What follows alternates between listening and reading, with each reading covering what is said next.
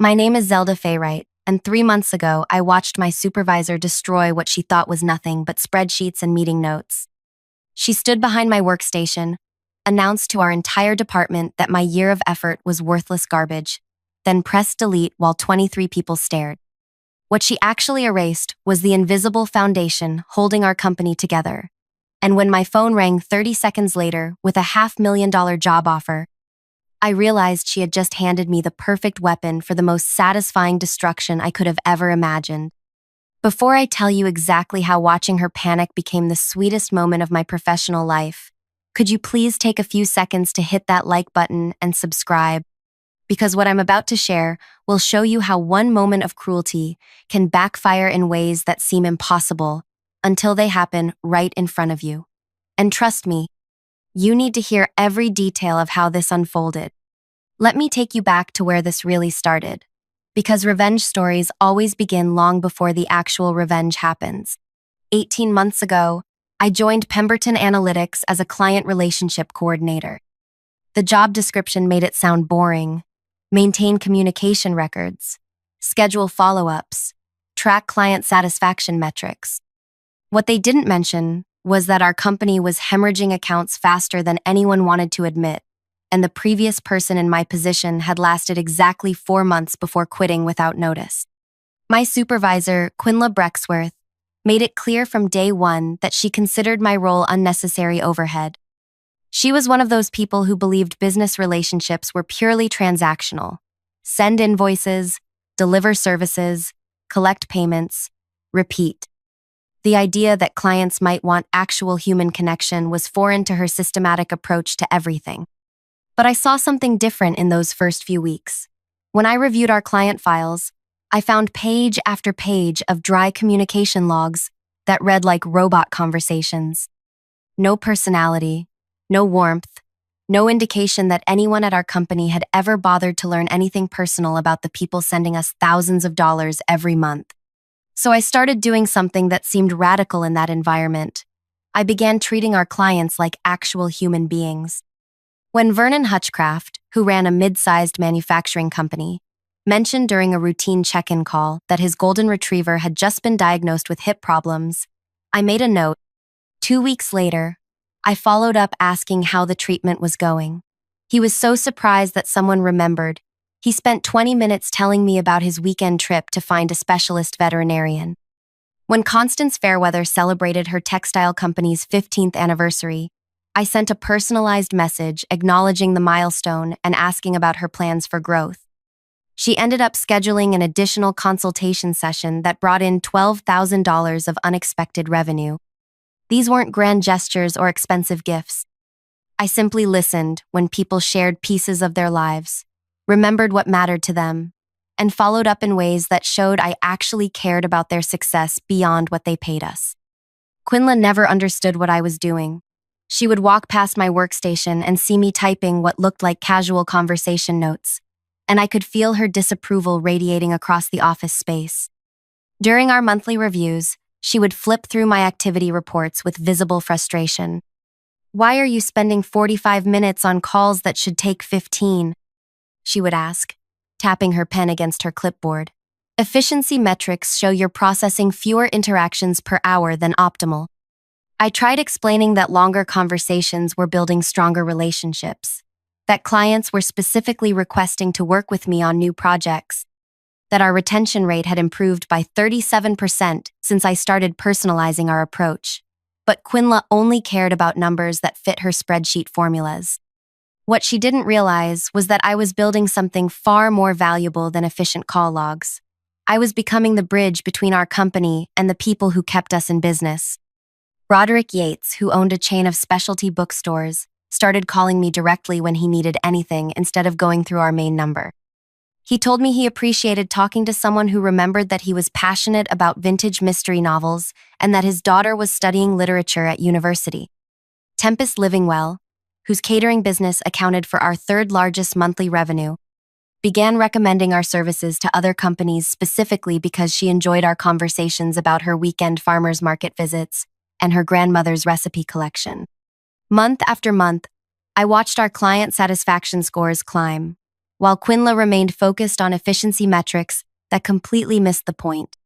She was measuring how quickly we could process interactions while I was building the loyalty that would determine whether those interactions continued happening at all. The breaking point came during our annual strategic planning meeting. Our CEO, Gideon Ashworth, was reviewing department performance when he mentioned that client retention had reached an all-time high. He specifically praised our relationship management approach and suggested expanding the personal touch strategy across other departments. I watched Quinla's expression shift as the credit for improved retention landed on what she considered my inefficient methods. After the meeting ended, she cornered me near the supply room. "I don't know what kind of performance theater you're running," she said, her voice tight with controlled anger. "But this company succeeds on professional excellence, not social hour conversations with clients." She assigned me to complete a comprehensive audit of all client interactions over the past year, demanding detailed documentation of every communication, every follow-up note, every relationship-building effort I had made. It was clearly intended as punishment, hundreds of hours of bureaucratic busywork that would pull me away from the actual relationship building that was driving our success. But I approached the audit project with the same attention to personal detail that I brought to client work. I created intricate records showing not just what communications had occurred, but how those communications had translated into business outcomes. I documented the catering referrals that Tempest had generated, the expanded services that Vernon had purchased after we discussed his company's growth plans, the contract renewal that Broderick had signed early because he trusted our partnership. The finished audit was 53 pages of proof that personal attention to client relationships was directly responsible for over $200,000 in additional revenue. Every casual conversation about weekend plans or family celebrations had strengthened business ties that competitors couldn't replicate with their generic professional approach. I was proud of that audit. It represented not just a year of work, but a year of genuine connections that had transformed how our company related to the people who trusted us with their business, which made what happened next even more devastating. Quinla called an all-hands department meeting on a Tuesday morning in late autumn. She announced that we needed to review our client relationship protocols and that my audit would serve as a case study for discussion. I assumed she was finally ready to acknowledge that personal attention was driving our improved performance. Instead, she directed me to display my audit files on the main conference room screen while the entire department watched. Then she began dissecting every personal note, every conversation detail, every relationship-building effort as evidence of unprofessional boundary violations. "This is exactly the kind of inefficiency that undermines our service standards," she declared, scrolling through months of careful documentation. "Personal chit-chat about pets and hobbies has no place in business communications. These files represent a complete failure to maintain appropriate professional distance." I felt heat spreading across my neck as 23 coworkers watched her tear apart work that had generated significant revenue for our company. She was presenting my greatest professional accomplishment as a cautionary tale about what not to do. But then she did something that crossed a line I never expected her to cross. She pulled up the file containing my complete audit database, every client note, every relationship detail, every conversation record that proved how personal attention was driving our business success. Her finger moved toward the delete option while she continued talking about the need for professional standards. "This entire approach is garbage," she announced, her hand hovering over the deletion command. "Beginning today, we return to efficient, professional client communication protocols." And then she clicked delete. I watched a year of relationship building disappear from the screen. 53 pages of documented connections that had generated hundreds of thousands of dollars in revenue, gone in one vindictive moment. The silence in the conference room was absolute as everyone processed what had just happened. Quinla turned away from the screen with a satisfied expression, clearly expecting me to accept this humiliation and start rebuilding my work according to her preferred methods. But she had made one crucial miscalculation. While she was destroying my documentation, she hadn't destroyed the actual relationships I had built. The clients who trusted me, who called me directly, who had shared personal details about their lives and businesses. Those connections existed in their hearts and minds, not in our computer files.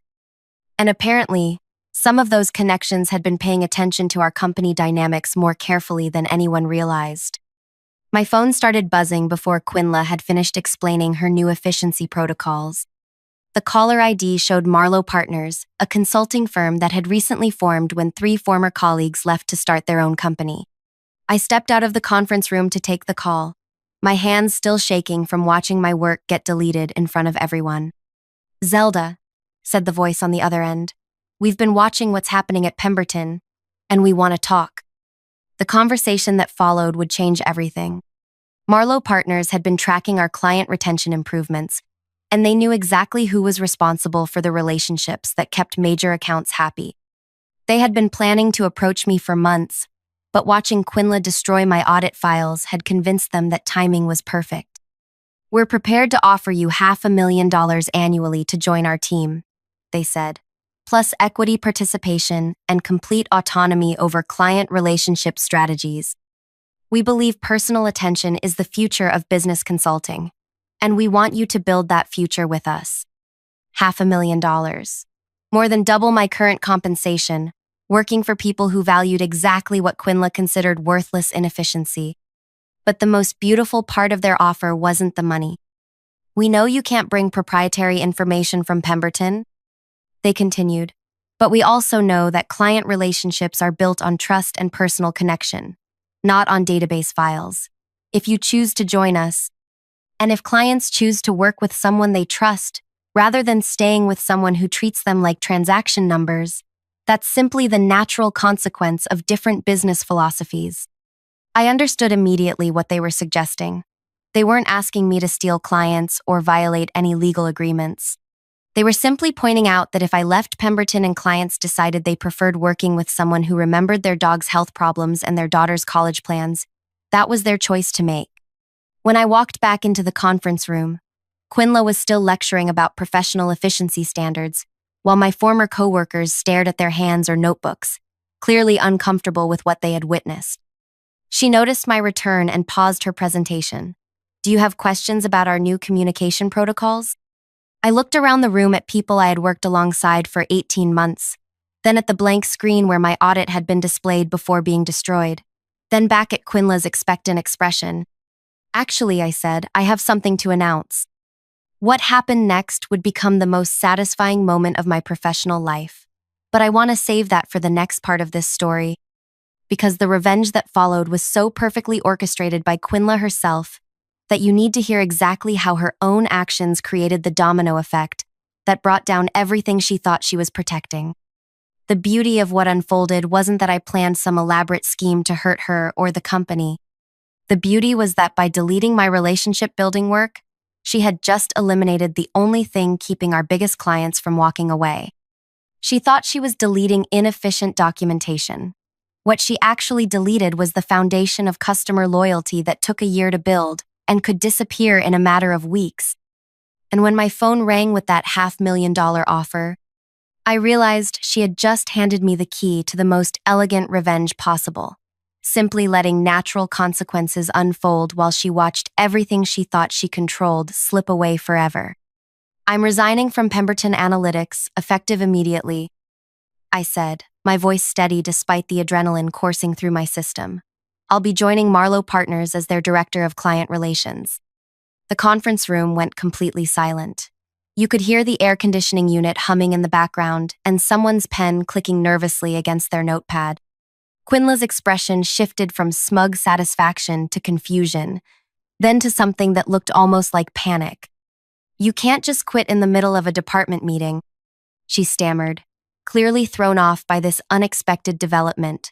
"There are protocols, notice requirements, transition procedures." "Actually," I replied, pulling out my phone to show the contract offer I had just received, "my employment agreement allows for immediate resignation in cases of hostile work environment or professional misconduct. Having my work deleted in front of colleagues while being publicly humiliated qualifies on both counts." Gideon Ashworth, who had been quietly observing from the back of the room, stepped forward. "Perhaps we should discuss this privately before making any hasty decisions." But I was done with private discussions and diplomatic solutions. Quinla had chosen to humiliate me publicly, so she would get to experience the consequences just as publicly. There's nothing to discuss, I said, gathering my personal items from the conference table. My decision is final. I'll submit formal resignation paperwork within the hour. As I walked toward the conference room exit, I could feel 23 pairs of eyes following my movement.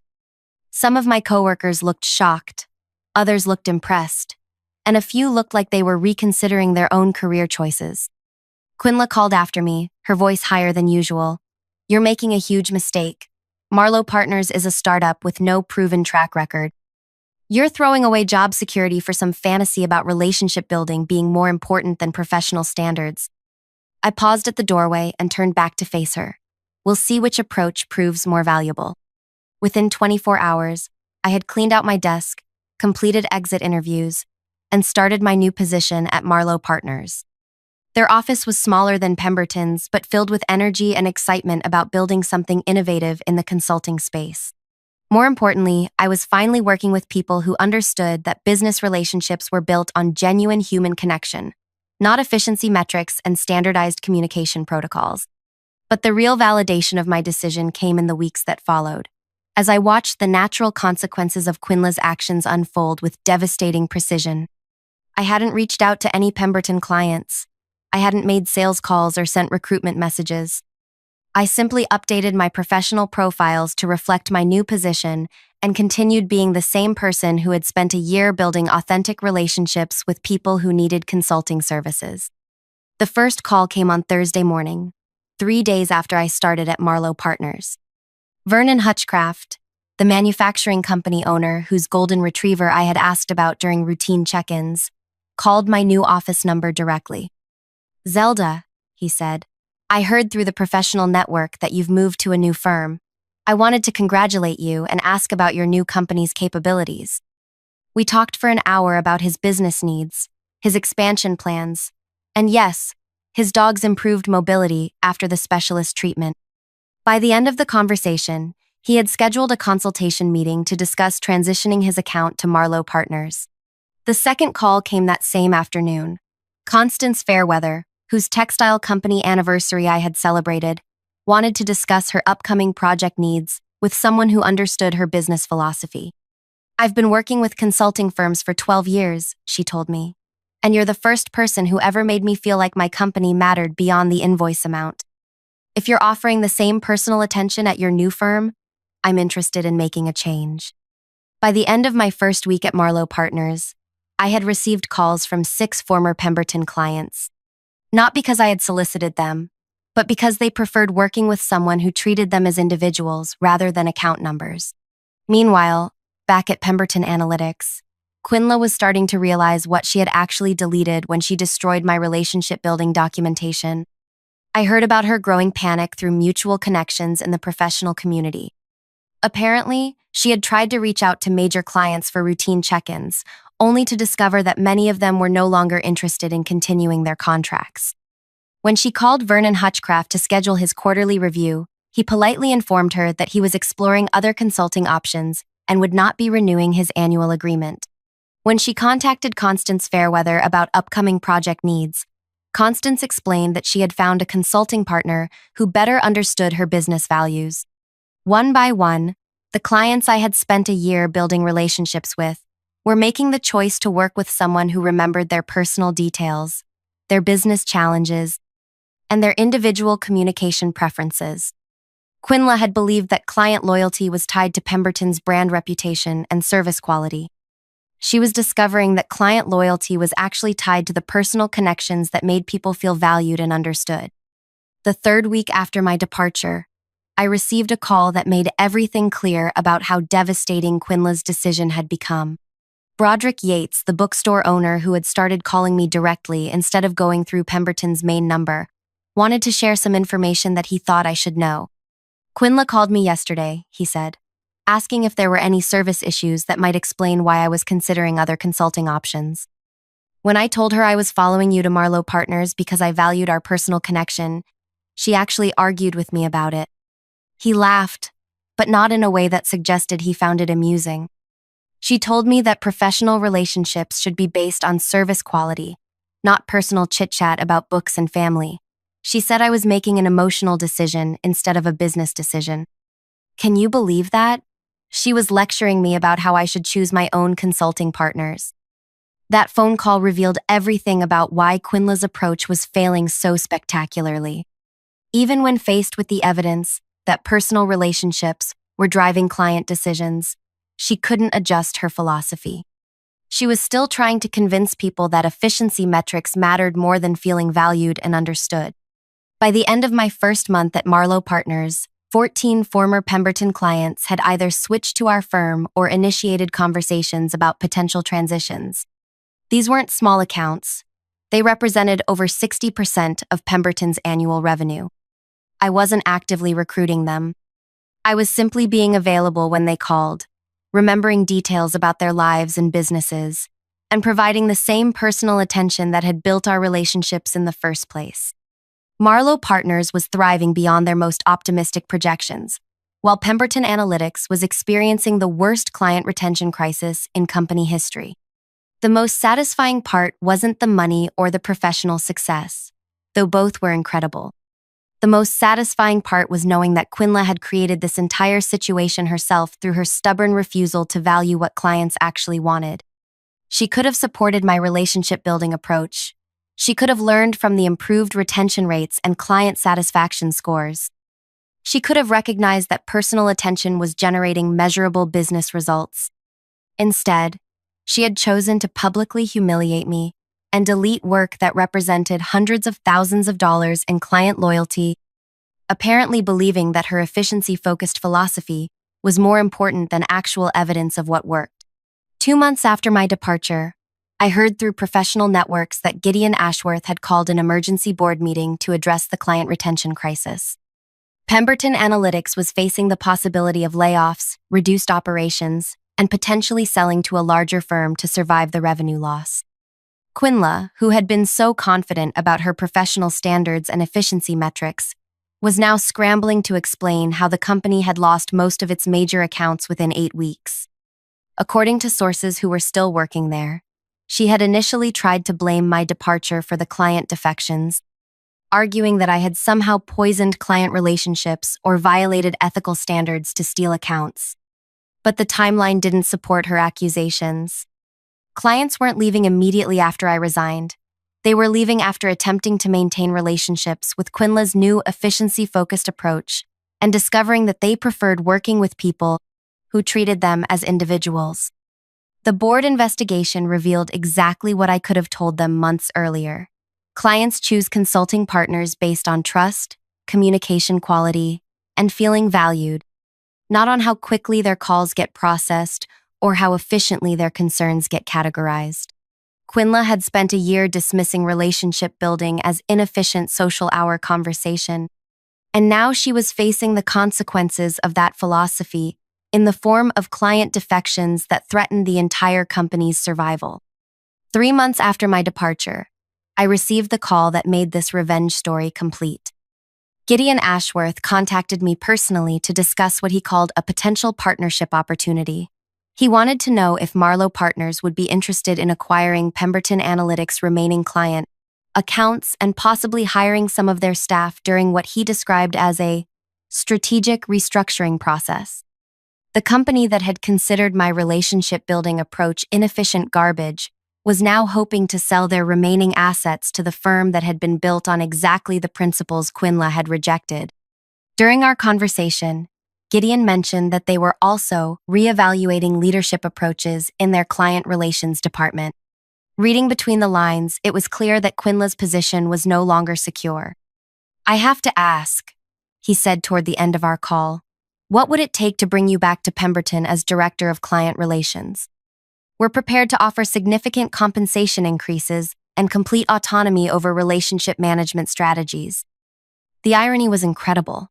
3 months after watching my work get deleted in front of my colleagues, I was being recruited back to implement exactly the same approach at a much higher salary, with complete authority over the department that had rejected my methods. But I had no interest in returning to work for people who had only learned to value my approach after losing millions of dollars in revenue. "I appreciate the offer," I told him, "but I'm very happy with my current position.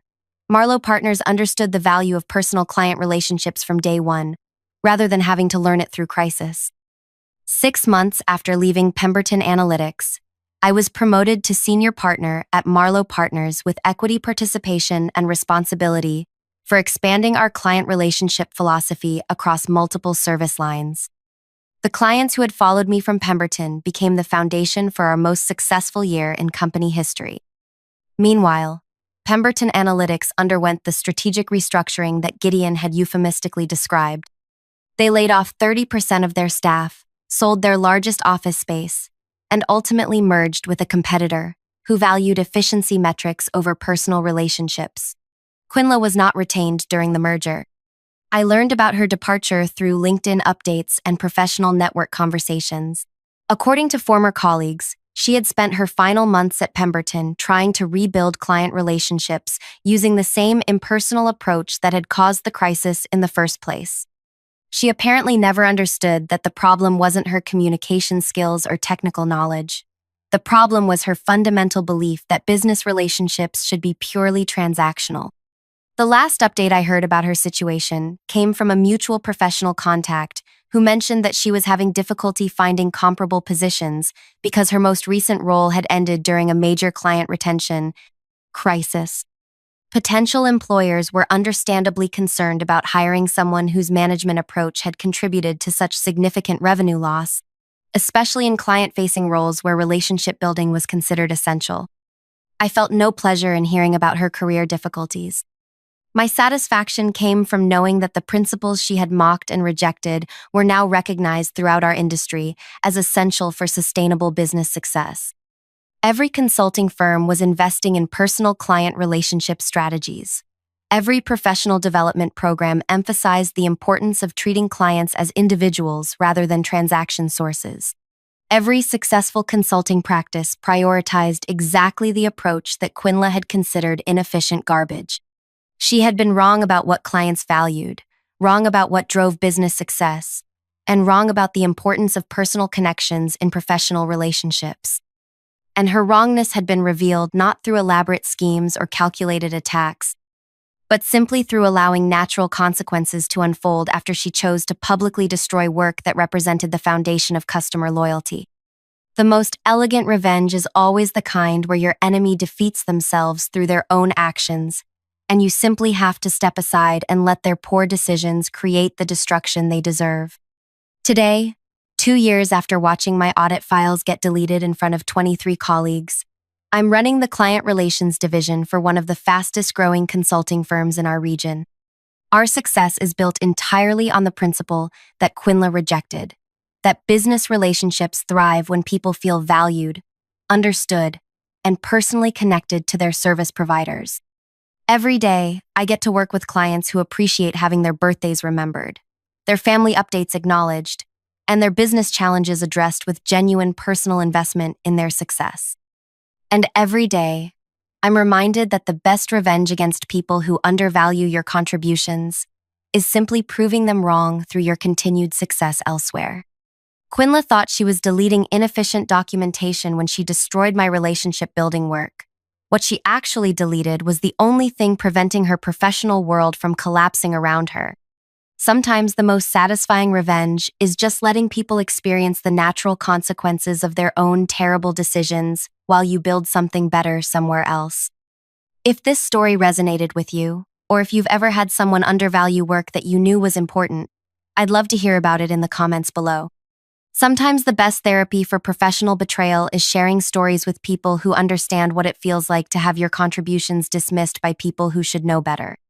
And if you enjoyed hearing about how deleting my files became the beginning of Quinla's professional downfall, please like this video and subscribe for more stories about workplace revenge that writes itself when you simply let incompetent managers face the consequences of their own poor judgment.